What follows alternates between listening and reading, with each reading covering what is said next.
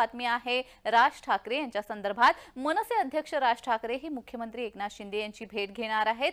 आज सकाळी 10:30 वाजता ही भेट होणार आहे।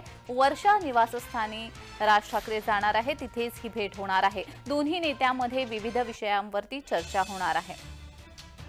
अमोल मिटकरी यांच्या गाडीवरील हल्ल्यानंतर मनसे अध्यक्ष राज ठाकरे हे मुख्यमंत्री एकनाथ शिंदे यांची भेट घेत आहेत।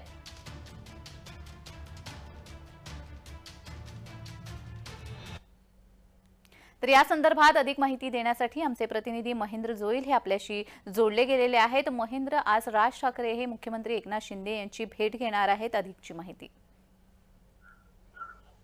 नक्कीच जाणवी, आज मुख्यमंत्री एकनाथ शिंदे हे यांची भेट मनसे अध्यक्ष राज ठाकरे घेणार आहेत आणि या भेटीमध्ये नेमकं आज कोणत्या विषयावरती मुख्यमंत्र्यांशी चर्चा करणार आहेत हेही पाहणं महत्त्वाचं असेल, कारण राज ठाकरे गेल्या काही मागे पण मुख्यमंत्र्यांशी सतत या भेटीवर महाराष्ट्रातल्या राज्यातल्या काही प्रश्नांवरती भेटत होते आणि त्यांच्याशी चर्चा करत होते। मराठा आरक्षणाच्या विषयाबद्दल असेल किंवा आणखीन काही दुष्काळाच्या शेतकऱ्यांच्या प्रश्नावर असेल, पण आज ही नेमकी चर्चा कशावर असणार आहे? कारण गेल्या काही दिवसापासून महाराष्ट्र सैनिक म्हणजे मनसेचे जे सैनिक आहेत त्यांची आणि अमोल मिटकर यांचा जो वाद आहे तो कुठे क्षमताने दिसत नाहीये। कारण जेव्हा राज ठाकरेंनी अजित पवारांवर टीका केली आणि त्यालाच प्रत्युत्तर देत अमोल मिटकर यांनी राज ठाकरेंवर टीका केली होती आणि त्यानंतर अमोल मिटकर महेंद्र, यालाच धरून मला एक प्रश्न विचारायचा आहे, तो म्हणजे लोकसभेच्या वेळेस आपण पाहिलं महायुतीला मनसेने पाठिंबा दिला होता, मात्र विधानसभेमध्ये चित्र वेगळं दिसतंय आणि ते कारण आहे अमोल मिटकर यांच्या गाडीवरती जो हल्ला झाला होता,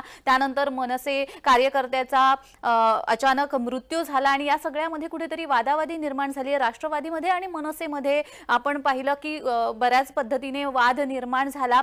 याचा विधानसभा निवडणुकी आणि महायुतीला जो मनसेने लोकसभेसाठी पाठिंबा दिला होता त्याच्यावर काही परिणाम होऊ शकतो का? नक्कीच तसं काही होताना दिसणार नाहीये, कारण राज ठाकरेंनी रंगशारदामध्ये गेल्या काही दिवसामध्ये मेळावा झाला होता।